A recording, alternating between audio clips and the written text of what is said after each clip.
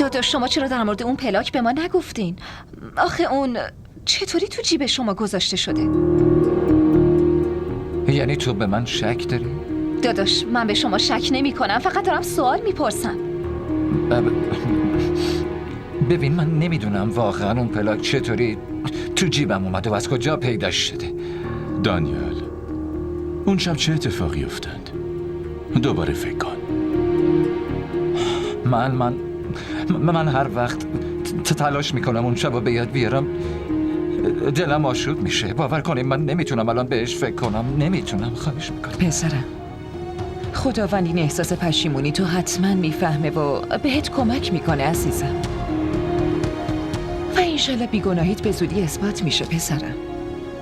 ولی این یه سوال خیلی بزرگ و مهمه و همه مثل اسکندر ازت این سوالو میپرسن. بالاخره این پلاکو چطوری توی جیب تو پیدا کردن آخه؟ داداش بهش فکر کنین، وگرنه عشق ویدا رو دیگه نمیتونیم به دست بیارین و بین شما و ویدا فاصله میفته.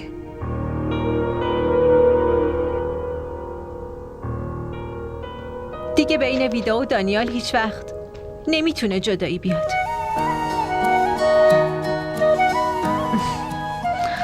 چون خداوند سرنوشت این دوتا رو برای همیشه به هم گره زده.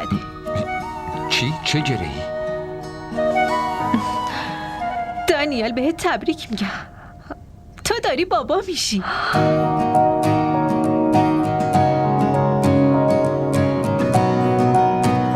خدای من واقعا؟ آره رافه خاله، به شما دوتا هم تبریک میگم. چی واقعا میگی؟ آخه چطور؟ خدای شکرت، همه این اتفاقات از لطف و مهربونی تو. پسرم، من بهت گفتم این احساس پشیمونیت درهای رحمت خداوند رو برات باز کرده. عزیزم حالا دیگه همه مشکلاتت به کمک خداوند حل میشه، تو اصلا نگران نباش. داداش خیلی خیلی بهت تبریک میگم. من باید برم پیش ویدا. لطفاً کسی جلو ما نگیره. باید برم دانیال، پیش. الان زمان مناسبی نیست که بخوای بری پیش اون.